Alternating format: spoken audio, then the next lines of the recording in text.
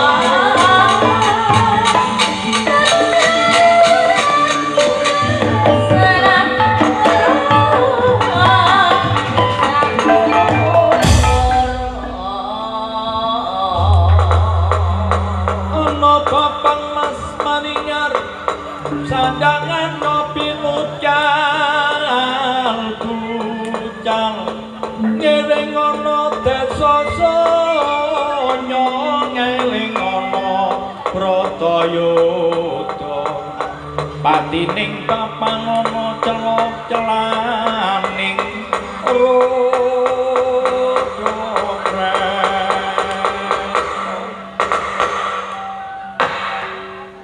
oh iya oh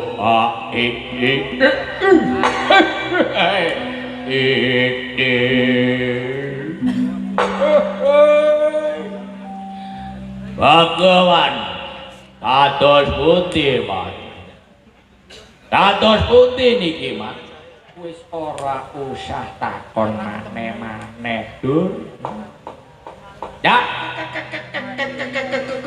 kula nggih dipocak cawange Kang Pan mbok ana ngomong yo tambah kaya ngene iki lah ya apa iki kekarepane Kakang Prabu Duryodana iku man. Supaya awak dhewe iki ngawat-ngawati. Ngawat-ngawati man. Iya.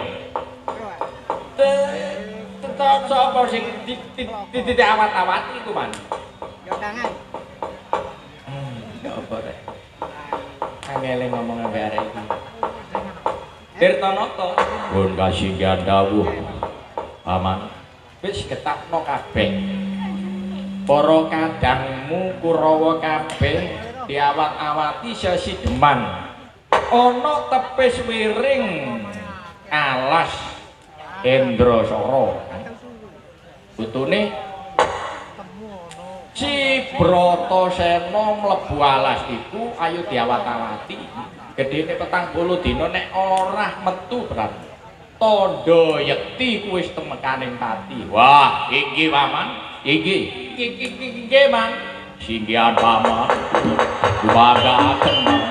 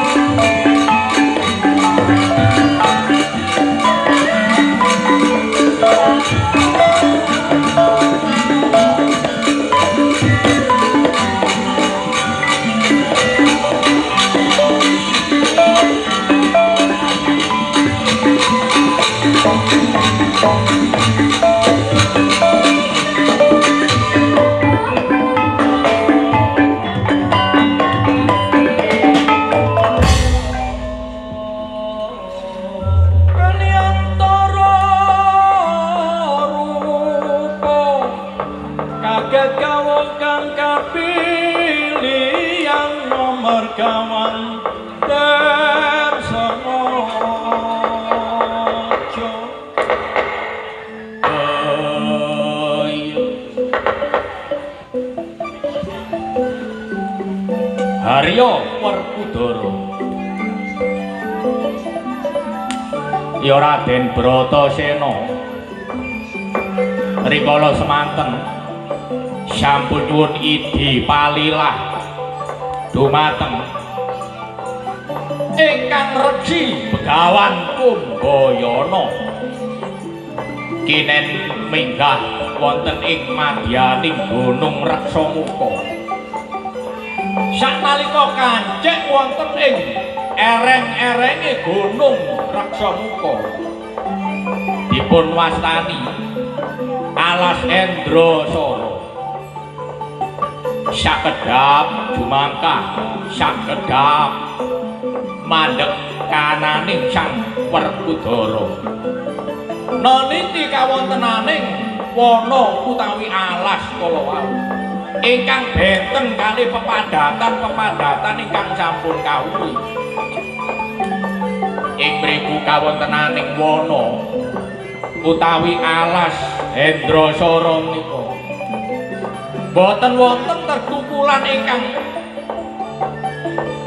garbe ron-ronan utawi godhodongan sedaya wit-witan nika tanpa ron utawi tanpa godhong tegese garing ing mriku kawontenaning sang Bratasenaya Raden Harya Werkudara ngenggalaken juangkah netepaken jagat pribadine piyambak onjotan sampun lumebeng wonten madyaning wana Endrasara den bongkar kananing alas Endrasara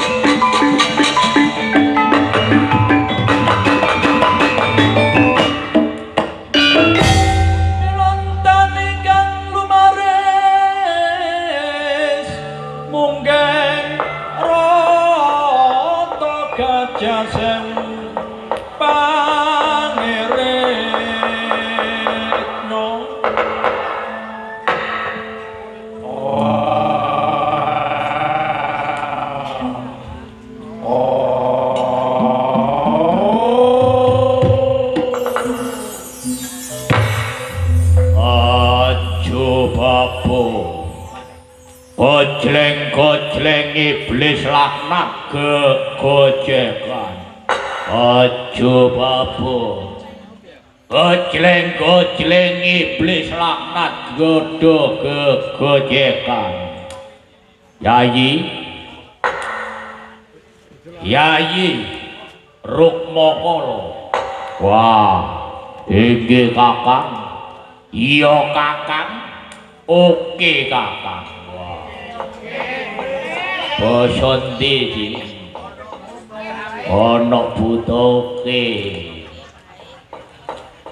ana apa Kakang kene adi tumrap kananing awak dhewe rong perkara iki wis ana sawindu mapan ana gunung Reksamuka ya Kakang banjur jur sak nyatane awak dhewe kloron iki ngrasakno urip sing ora nyocoki karo penalaran. Tegese gara-gara keluputan sing sakmono mengkono blaka Adi kok nganti awak dhewe iki dibanjrut ana suwijining gunung sing ora ana daya panguripane. Aja kok sipating satu kewan sing galak Sardula utawa macan sak pinunggalane kidang menjangan ora ana. Najan to kananing kutu-kutu walang antoga tegese bangsa iber-iberan. Bangsa walang wereng sak pinunggalane iku lho ora ana. Mongko iki wis sak pindho awak dhewe ana alas kene. Tanpa diparingi sing diarani yaiku panganan utawa mangsa.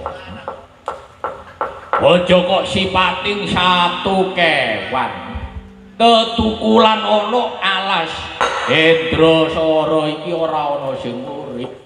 Mergo kene ora ana banyu. Lah banjur ya apa, Kakang? Sing tak pikir ya, sing tak pikir. Keluputan sing sakmono. Iya, Kakang. Lah ning pun aku ya mung rumangsani. Pancen ya lupute awak dhewe, Kakang. Lah iya. Luwung gara-gara nyinceng kananing yaiku kentole widodari kaya digawe kaya ngene awak dhewe. Kok cik kebangetan ya. Nanging Nyai iki ana swijining jalma manungsa sing golek perkara mbubra pernatan. Wah, alas Indrasara iki kok ditebangi iki wiwit nisor nganti meh ndukur iki. Wah, mbok menawa iki tadah kala mangsane awak dhewe. Wah, matur nuwun Gusti, panjenengan sampun ngirim tetedan dumateng kula.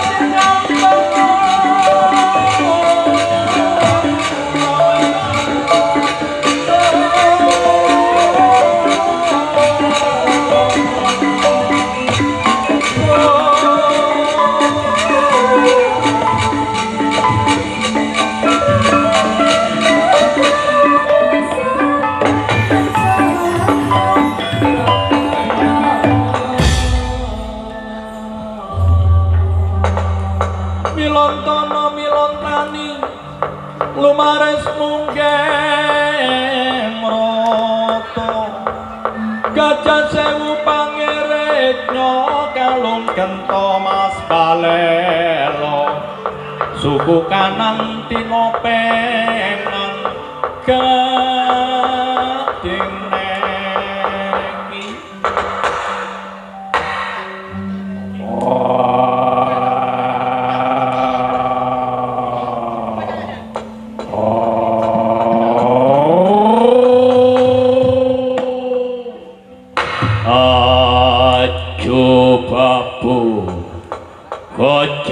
gojleng iblis laknat gegojekan wah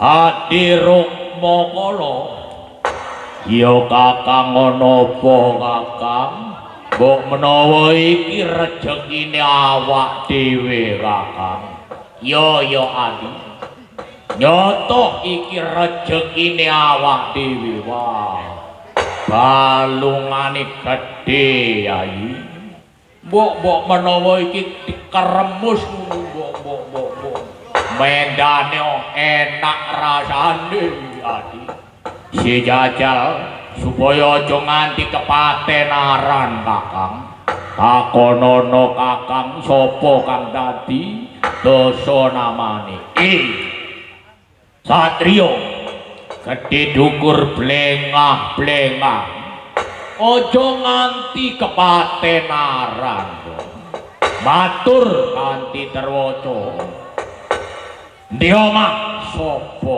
jenengmu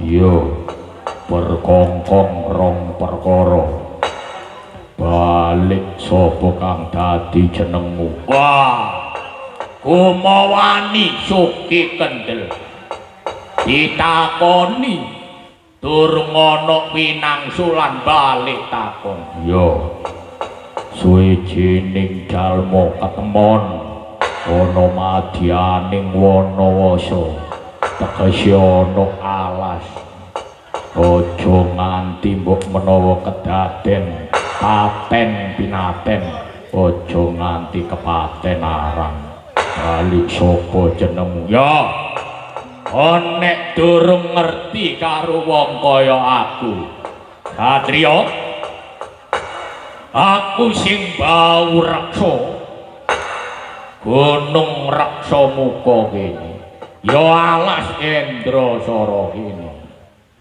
sing dadi kekasihku Raden Rukmuka sing mburi iki ya aku kena den arani Rukmakala ya pancen bener mapan kebeneran Rukmuka lan Rukmakala kon keloron iki ngaku sing bau reksa gunung reksa muka kene ora sisip semendang pinara sewu pancen aku sing bau reksa gunung reksa muka kene nek kon pancen sing bau reksa gunung reksa muka kene aku melok takon endi dununge kayugung susuane angin morokake enggal-enggal kandhakno marang wong kaya aku Rukmuka lan Rukmakala ila diala adi ya kakang aja paran wah kaya arek iki gendhengi ngelmu adi ngono kakang ya sing ditakokno barang gak ana tapi ana adi ngono kakang iya apa sing ditakokno sing digoleki kayugung susuane angin nyata bener arek iki gendhengi ngelmu kang kok dhisik satriya kon mang lak ya durung menehi keterangan kon sapa iya ngertenono aku Raden Bratasena ya Wijokangka Yo Wijasena dudu Wijakangka cacakku goblok. Wijasena yo Werkudara. Gak ngono jenengmu kok cik akeh ndi. Kok nek gawe KTP ya apa no? Wah, cukup KTP siji sak umure urip. Ngono ya iya. Mula kandhana aku nduk ndi sing diarani kayugung susuane angin. Bratasena. Iya. Ini kon dikongkon sapa? Ora perlu kon takon aku mrene dikongkon sapa. Butuhe aku mrene goleki kayugung susuane angin. Kayugung susuane angin iku ora ana. Kok tak kandhani. Kon iku dipelorotno. Digoroi kon. Nyoto bener kon iki gendengi ngelmu. Kon iki gendengi ngelmu. Nek gak wong gendengi ngelmu gak bakale wong iku goleki kayugung susuane angin. Ero tagak kon. Nek gak ero nyingkira tak dolekane. Suka bunga tak ongkar-ongkarane gunung Reksamuka. Ini Sena, kon bakal tak dudono kayugung susuane angin. Nanging ana saranane. Apa saranane? Kudu nglangkai bangkene Rukmuka lan Rukmakala. Iku gedene. Cilike bisa nyempal baune Rukmuka lan Rukmakala. Wah, mandi ucapmu. Ya kene maju tak sempale baumu wong rong perkara keparat. Mati mergo aku. Ayayu.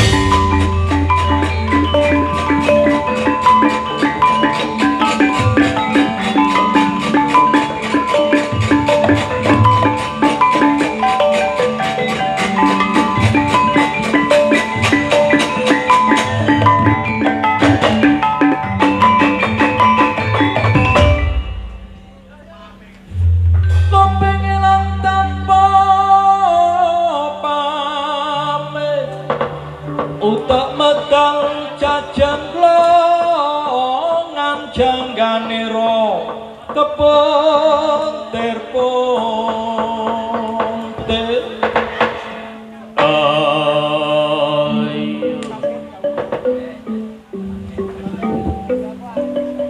ruk muka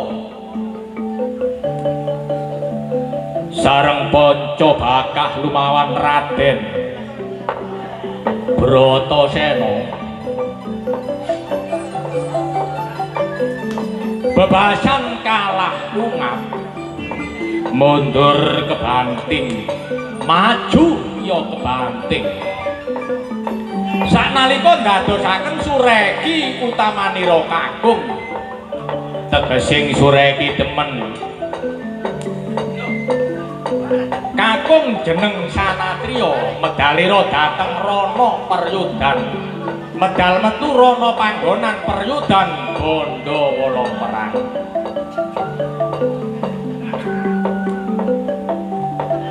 ana ya iku ora ana ya iku ananing wong blai jalaran saka lali wong kena saka baena jayaning Raden Bratasena apesing Raden Rukmuka sareng kinandhak kelawan Raden Bratasena Raden Bratasena menika ndarbeni ageman utawi sanjata utawi busana dipun wastani kuku Pancanaka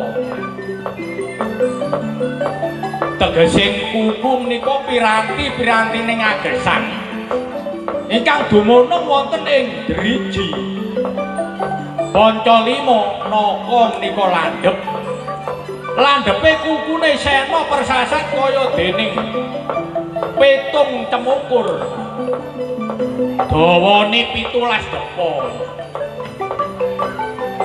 mingis-mingis kanan sareng Rukmuka den candhak Raden Bratasena pinerekes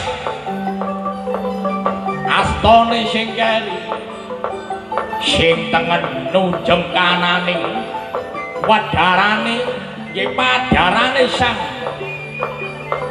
Rukmuka saknalika padaran tembus bedah tembus likat geblak dibya wilapan nanging boten kengang kersane Hyang Amangkuwu wau sampun kacaraosaken dene kawontenane Rukmuka lan Rukmakala menika suwijining Granawa nanging sekti mandraguna pilih tanding kang sareng debablah depani lena sang Rukmuka den coloti kelawan Raden Rukmakala mulya jati wingi uni krara sang Rukmuka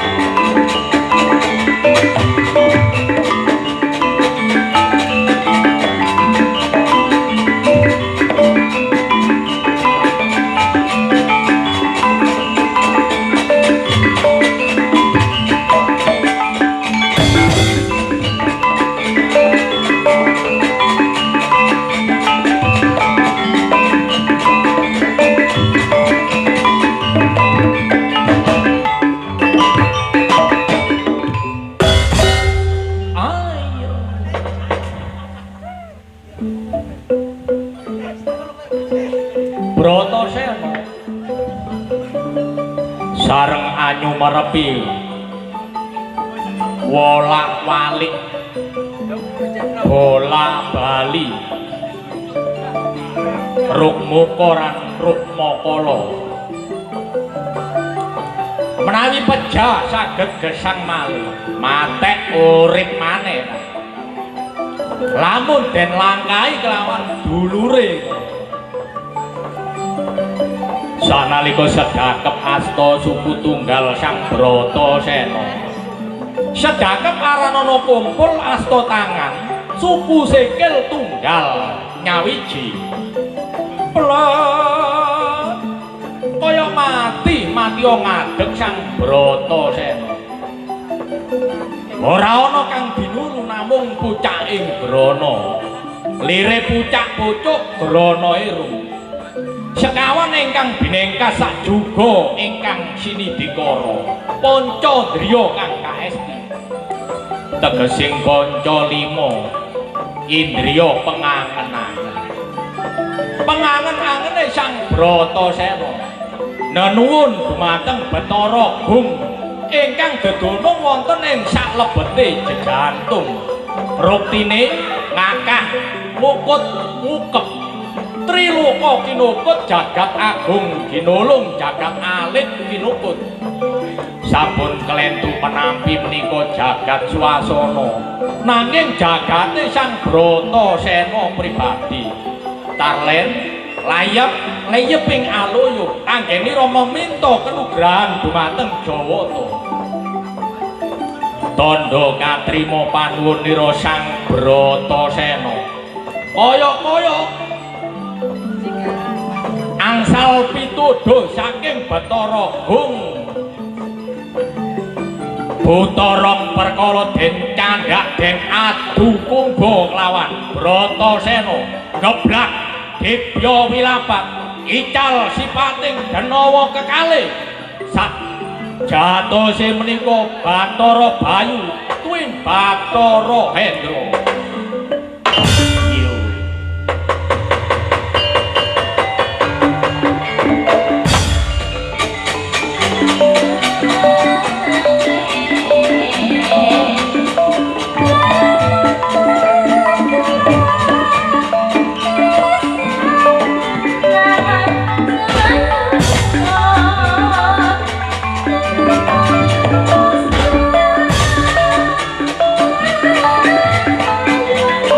Oh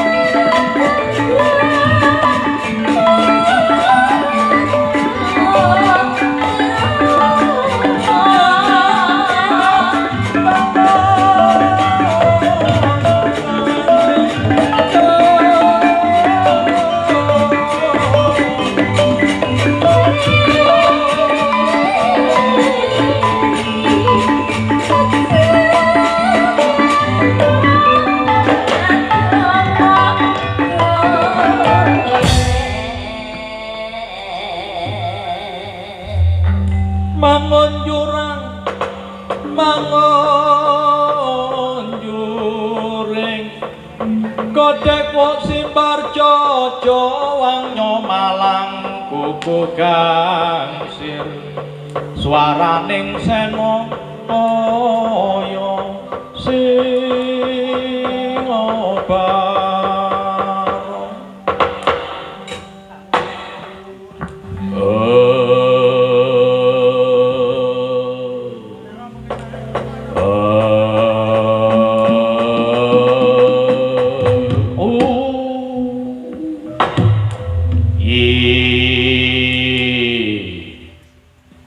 Tibokon aku deku dong-dongane bapakku Bathara Endra lan uga bapakku Bathara Bayu bapakku basaku Tampanana bapakku iya Seno yo bapakku tak tampa kanthi bungah ora liwat puja pangestune ulun nyuga Tampanana Seno yo tak gegem tangan loro dadya jimat saklawase urip semono uga bapakku Bathara Bayu basaku katur bapakku iya Seno tak tampa ora liwat puja pangestune ulun Tampanana anakku iya tak tampa dadya jimat gawok kananing Seno bapakku dong-dongane buta berkongkong rong perkara iku kon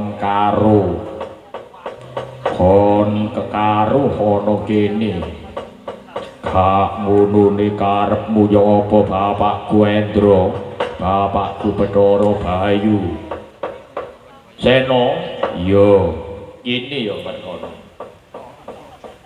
tumrap kanan iki jeneng kita ngupadi sing den arani yaiku Kayugung Susuane Angin ya pancen bener ora sisip semendang pinara sewu bapakku Bathara Endra ini ya nger bab perkara iki benti terangno karo dening bapakmu Bathara Bayu ya bapakku Bathara Bayu ya apa ini ya Seno tumrap kanan iki sing diarani Kayugung Susuane Angin Kayugung Susuane Angin iku sakjane ngono ana nanging ya ora ana nanging wujude ana tegese ya apa bapakku Bathara Bayu Yayi Endra mundur dhisik ya kakang koyo ini ya Seno Kayugung Susu Angin utawa Kayugung Susuane Angin iku sakjaning mengkono iku tembung sanepan iku ngono tembung cangkriman sing kudu dibentang karo dening jeneng kita Seno iku tembung sanepan yo cak-cakane gurumu dhewe iku durung ngerteni dununge Kayugung Susuane Angin tupikuno iku tau krungu mula Seno kanggo sranane ngelmu ulun bakal medarno tumrap kanan kayu iku menawa di keramakno iku kajeng iku karep gung iku gedhe susuane maksude utawa tegese omahe diibaratno satu kewan iku kewan manuk utawa peksi iku omahe jeneng Susuane angin tegese omahe angin Kayugung karep gedhe omahe angin sakjane saben-saben titah swantah iku kena den arani kayugung susuane angin. Nek cara agama Sena, cara agama kena den arani kayu iku basane ayu. Kayu iku tegese urip. Yo iki kaya gathuk. Urip gung gedhe padha burine. Urip wadayamin. Ora liya sing den arani kayu utawa karep gedhe iku ya diri pribadimu dhewe. Sena, bapakku Bathara Bayu kaya apa? Coba rasakno. Sena ora perlu percaya karo ulun, ning rasakno surasane. Panggonaning urip omahe angin. Tegese iki sing diarani angin liwat iki, liwat brana tinembengno Bajra Herawana.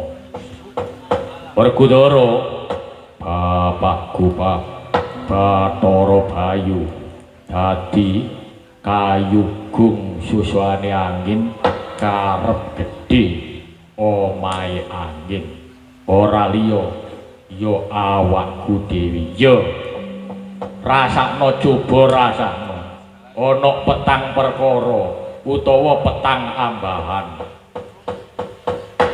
Yen cara agama den arani napas, nupus, tanapas, anpas. Napas mlebune angin. Tanapas mandeke angin ana jroning raga. Nupus metune angin. Anpas ora ana apa-apa, tegese kosong. Yen cara Jawa den arani ambek. Iki mlebune angin. Dudu jero den pas mandek den arani pambek. Metune diarani hambegan. Yen wis kosong wis dunung kanane den arani hambegawan. Sena, bapakku Bathara Bayu, kawruh iki ora perlu dinalar ning kudu dirasakno. Mula menawa ana piranti-pirantining ilmu sing den cakno marang jeneng kita iku mung sakjane tembung sanepan. Mula Sena, rek ning bab perkara urusan utawa perkara sing Sena goleki sakjane iku ana ing diri pribadimu dhewe. Ndak pikir iku wis mari Sena. Ya bapakku Bathara Bayu, angka 2 Sena. Mula bukane ulun rong perkara iki nganti dibanjrut ana alas rek Endrasara ya gunung Reksamuka kene merga duweni luput marang pikulun Bathara Guru. Mula banget anggone ulun matur nuwun marang jeneng kita Sena. Ya Sena, mula ulun menehi yaiku tetenger marang jeneng kita. Ing besok iki bakale migunani tumrap jeneng kita. Ya bapakku, apa iki wujude ali-ali. Wujude ali-ali iku den arani ali-ali mustikaning rat. Mustikaning rat. Ya Mula iki kanggo apa? Sena kok mbok gawane ali-ali. Besok ing tembe bakali kanggo mustikaning rat iku besok kanggo mbok menawa ana waya sing wujude tirta utawa banyu.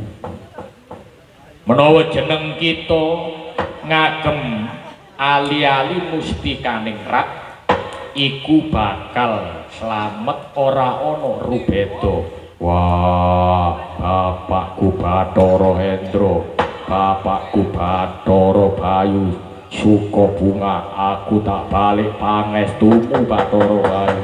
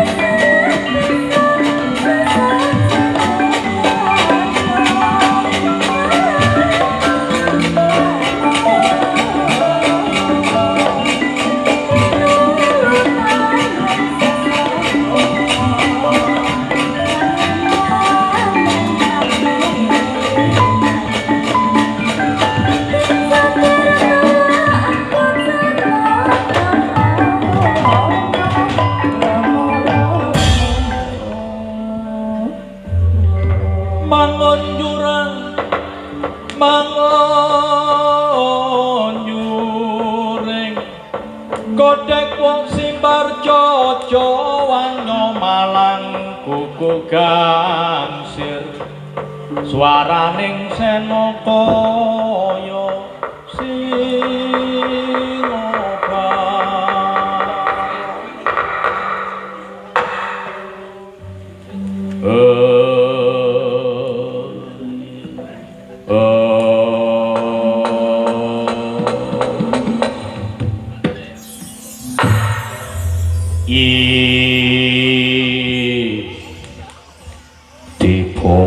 aku deku bapakku Drona aku bapak Seno ya bapakku wis kasembatan ya anggenira ngupadi kayugung susu angin ya kayugung susuane angin apa wis oleh bapakku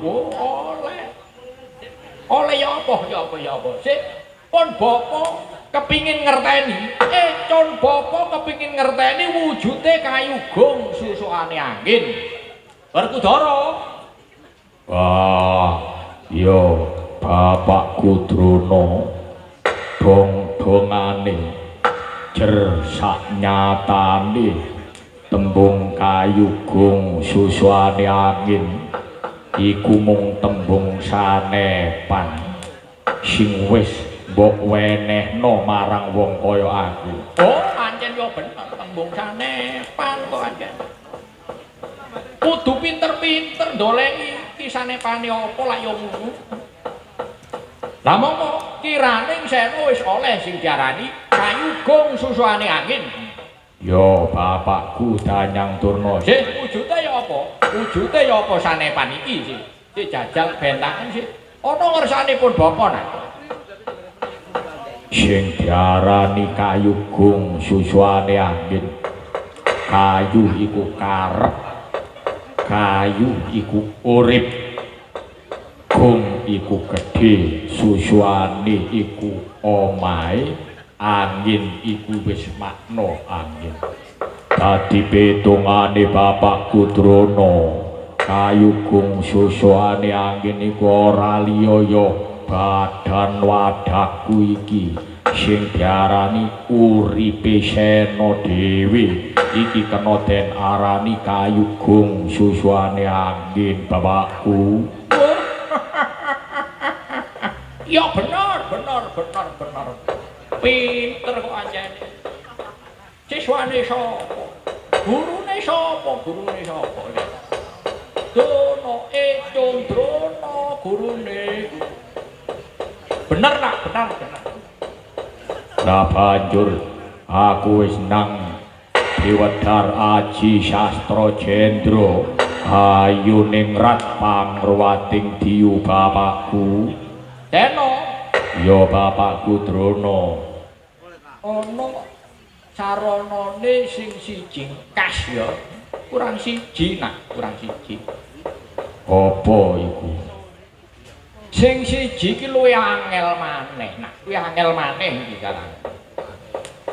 Apa age mara kage nang Wedarna ana anakmu Sena kene, bapakku Drona. Ya nak. Angka loro saranane yaiku kena den arani banyu pawitra. Mahning suci. Ana sing ngarani banyu Perwitasari. Banyu pawitra mahning suci. Ya Sena. Ana ndi dununge? Segara Minangkalbu. Ana sing ngarani segara Minangkalbu iku segara Minangsraya. Segara Minangsraya ya segara Minangkalbu. Ya. Ing telenging segara Minangkalbu iku ana sing diarani banyu pawitra mahning suci. Wah. Nek kaya ngono ora kesuwen kaki tak dolekane bapakku pangestumu tak jaluk enggal-enggalo ketemu kananing banyu suci ku ya Sena tak pangestuni ya.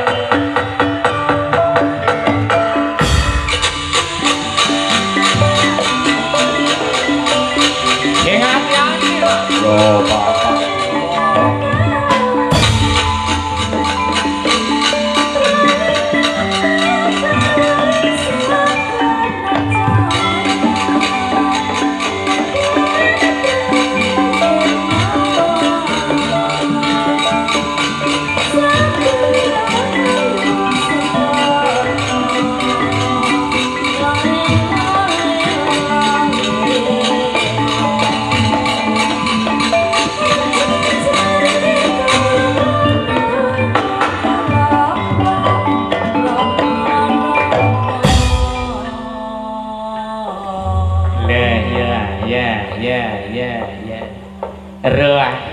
Ruah. Dang-dangane ya cek urip ya Sena. Sena dang-dangane cek urip ya.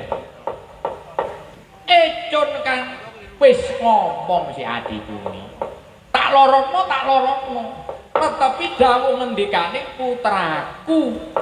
Ya sinuwun Prabu Duryudana. Tak lorono. Tak wenehi dalane pati tak turuti. Sing diarani pati lan uripe jalma manungsa iku urusane kono. Aku gak melok-melok. Lah banjur iki sing tak rungokno. Tak kongkon goleki banyu pawitra mahning suci. Ya banyu Perwitasari. Dununge ana telenge segara Minangsraya ya segara Minangkalbu. Ana endi iki? Lah iki sing diarani segara Minangkalbu ya segara Minangsraya iku. Upama wong tanah Pulo Jawa ngarani segara kidul ana telenge. Telenge iku menawa Sena ngrungu lho lah ya. Nek gak percaya adicuni lan putraku Kurawa kabeh njegara ana segara Minangkalbu. Ya ora wani Kakang. Lah mulane iki. Wis. Saiki ayo di anteni. Apa sing bakal kedaden wah? Muga-muga putraku Sena temekaning mati ayu.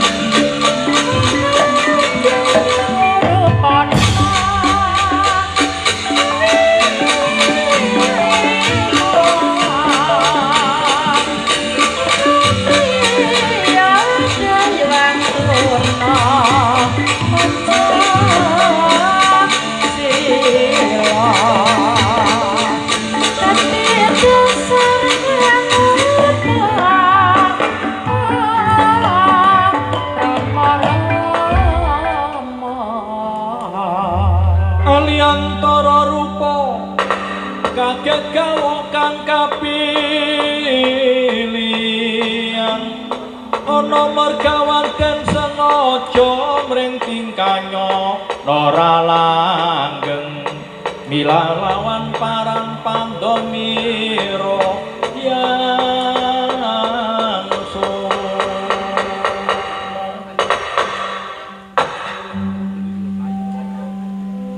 yang sukma semsasmitaning sumpah wana langgeng. Werkudara Bedes putih Kakangku Anoman ya Begawan kapiwarana parang. Yayi Sena arep tumuju menyang endi? Kok gegancangan ndak sawang saka kadohan? Yo Kakangku Anoman Dayapati ya Begawan kapiwara. Adikmu Sena bakal ngupati srananing ngelmu kasampurnan sangkan paraning dumadi. Srananing ngelmu kasampurnan ya Kakangku. Wujude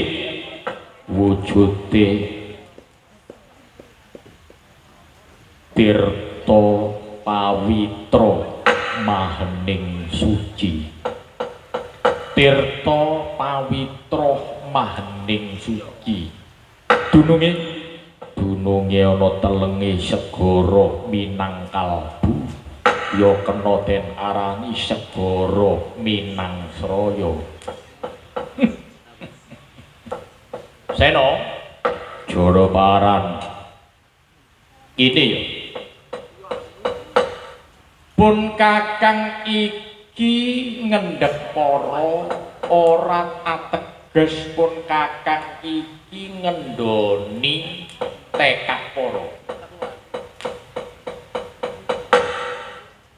ora kok Kakang iki nyuklek kekarepan para. Iya, banjur Kene Ngamarta ora kurang wong wicaksana, ora kurang pinisepuh, ora kurang begawan, ora kurang reksi, lan luwe-luwe wong sing medharna ngelmu luhur. Ngertenono ya Yayi, ngelmu kasampurnan sinebut sangkan paraning dumadi. Iku ngono tegese ngelmu kasidan jati. Tegese ngelmu iku lakune manungsa utama, kasidan iku saka tembung seda utawa mati, jati iku sing sak temene. Yayi, yen para meguru geguru marang Reksi Kumbayana. Kumbayana iku ngono cacakane wong ahli ilmu kanuragan, ahli ilmu jaya kawijayan utawa kadigdayan. Nanging ora mesti Begawan Durna iku ngerteni ilmu kasampurnan sinebut kasidan jati utawa sangkan paraning dumadi. Ya, sing ngerti babagan ngelmu luhur iku nek jaman saiki ana den arani jaman antara buga Yayi. Sing jamani ya para wong Pandhawa. Iku sing ngerteni ngelmu iku namung ana 3 perkara. apa iku kakangku? Ora liya sepisan den arani utawa peparek Begawan Abiyasa ya eyangmu dhewe. Ana Gunung Ratawu kono. Angka 2. Angka 2 Ki Lurah Semar Badranaya. Niku ngerteni yang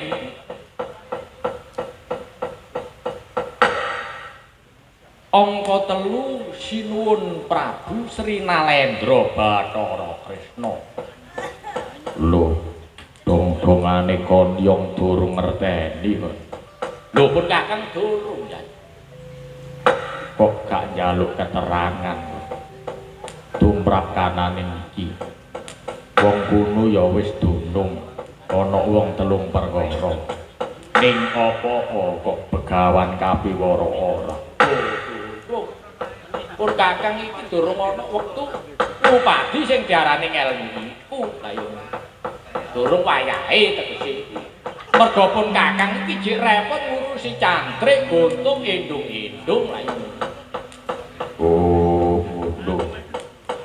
Iku lak ya tembung cari. Tahu kok nyatakno.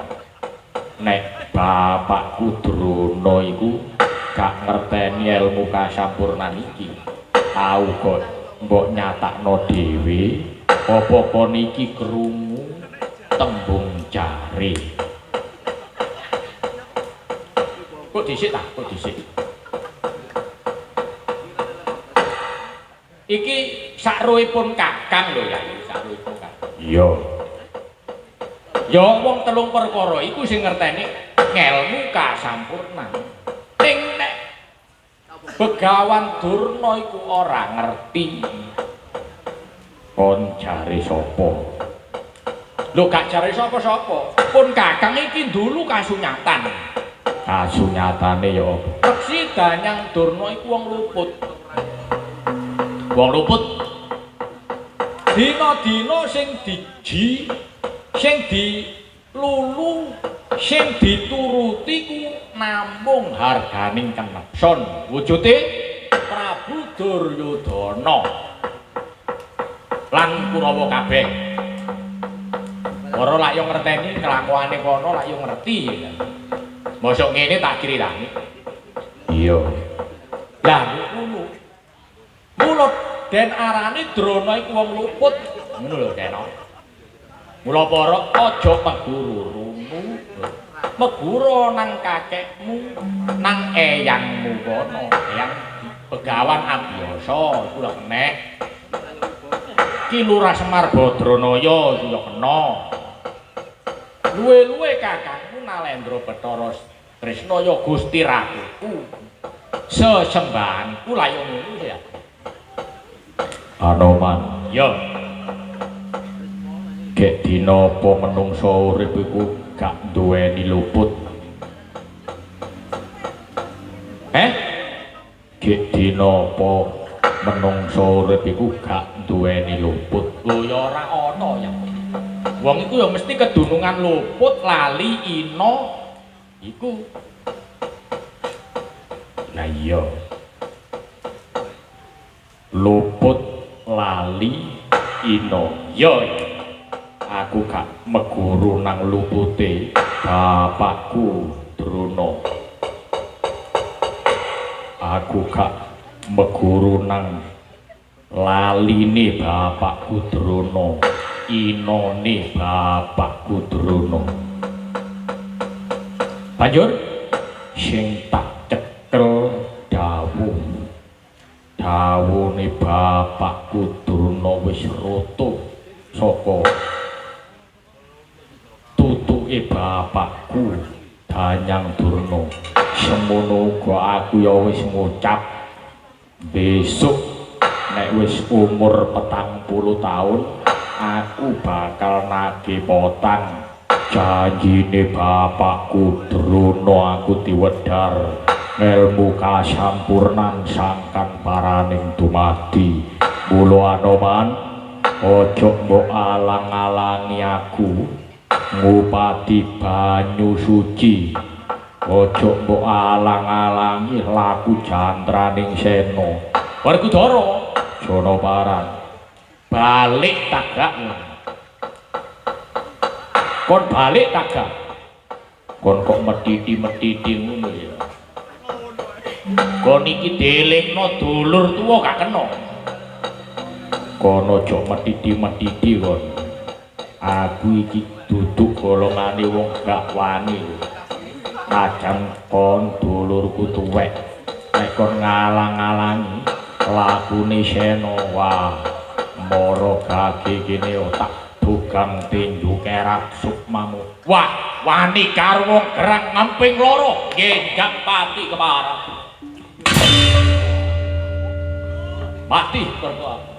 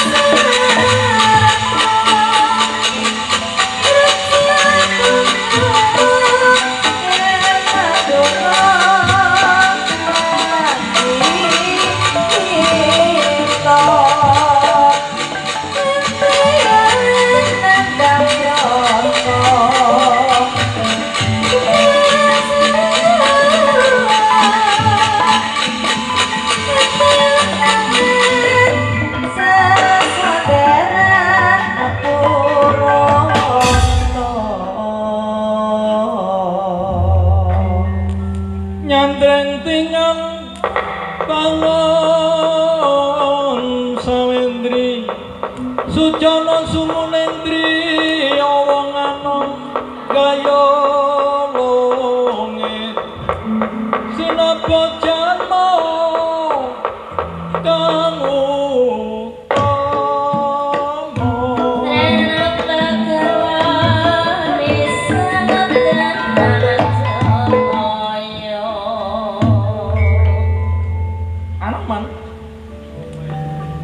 sinuwun ingkang abdi ngaturaken ngabekti mugi kunjuk wonten ing sandhap pepodo sinuwun ya tak tampa ra liwat puja panestuku tampanana Anoman nyadong tangan kekalih mugi ndadosaken jimat ingkang langkung-langkung paripe Anoman singgihan dawuh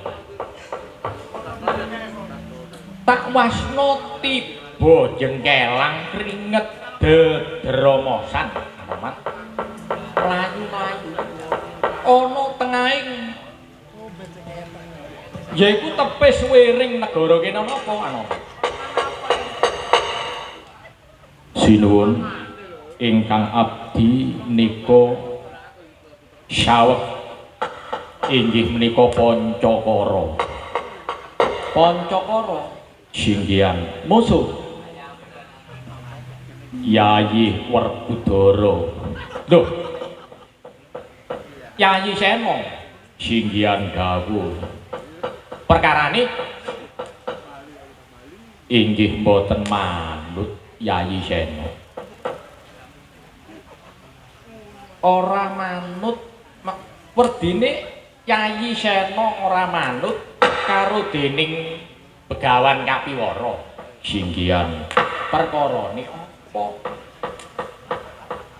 mekaten sinuwun Yayi Sena menika sumedya lumebeng wonten ing segara Minangkal nggih segara Minangsraya sak perlu ngupadi tirta pawitra mahning suci ing mangka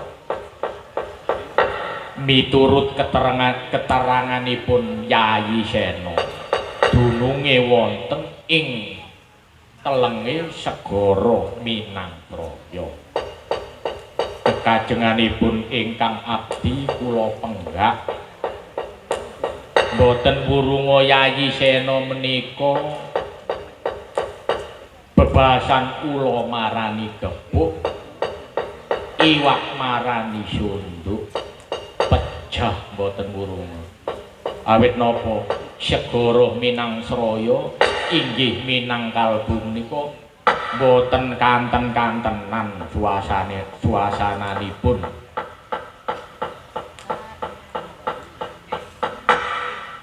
boten wurunga Yayi Sena menika badhe dipun lorotaken pati kelayan Reksi Begawan Kumbayana pramila kula penggak kula ndhek kirane boten dipun bajut-bajutaken anggenipun ngupadi banyu suci menika kula aturi supados minggah wonten ing Gunung Ratawu kekajengan kula geguru ngelmu niku inggih menika kedah ati-ati boten ngawur boten kekajengan kula awit ningali kasunyatanipun Yayi Sena boten wurung nek mlebet utawi njegur segara Minangkalbu boten wurung tumekaning pati inggih jare sapa Anoman jare sapa Anoman iki nek Yayi Sena umpamane mlebu ana segara Minangkalbu iku engko tumekaning pati iku lho jare sapa ngono lho maksudku iku Anoman inggih kula nalar-nalar piyambak iku lak ya budi pekerti lan angen-angene Anoman iku Hmm? Anoman singgihan dawuh jinuwun ngene lho ya. Bab perkara rejeki pati lan uga jodoh. Mula wong Jawa biyen wis muni jodoh mati rejeki. Iku gumantung ana ngarsane Yang Amung Tuwuh. Menungsa ora bisa ngrek yaiku ngarani. Ora bisa. Wong bisane menungsa iku nglakoni. Nanging urip lan patine iku gumantung ngarsane Yang Amung Tuwuh. Ngono lho Anoman. Nek dinalar wong sing jegur segara minangkalbu utawa minangsraya iku bakal mati. Lah ya ngono sih munggune Anoman iki mekaten. Iku lak munggune Anoman. Iki lak munggune Anoman. Nggih. Lah munggune kono. Apa kira-kira padha karo munggune Anoman? Merga pitungane menungsa blaka, menungsa walaka iku ora mesti padha karo pitungane kono. Iku nek pitungane Anoman, 1 ditambah 1 ana 2. Nah lek nek kono kok dhisik iso ana 2 iso. Ana 0 ya ana. Min ya ana. Iku sing diarani budi pekerti lan pancandriya. Wujude angen-angen. Lah nek goleki ilmu kasampurnan iku kudu mlaku kene. Iki dudu iki gak mondok. Iso mbedakno Anoman. Nek Anoman pancen bisa mbedakno iki kelawan iki. Ket biyen wis nemu Anoman. Oh nggih, duwung ing pangaksami sinuwun. Nah, miturut jeneng ingsun Anoman. Ora perlu digagas maneh-maneh. Ayo dedonga marang Gusti Kang Amung Tuwuh, trima nyawang. Trima nyawang. Merga ngene Anoman. Wong iku ya nek duweni karep kaya Yayi Sena. Jenenge Bratasena. Uniku wis duwe pitungan dhewe. Merga aksara Na iku nek ndogori pinter mitung men tak kandhani. Kuwi wis duwe pitungan dhewe. Jenenge Bratasena. Oh nggih. Kuwi duwe pitungan dhewe. Bebasana nek duwe karep iku didagungono bedal dipalangono bakal mlompat ngono Anoman. Wis trima nyawang aksara Jawa wis muni aksara sa iku sawang sinawang. Ayo disawang karo disuwun nang ngersane Yang Amung Tuwuh apa sing bakal kedaden kanang tiyang.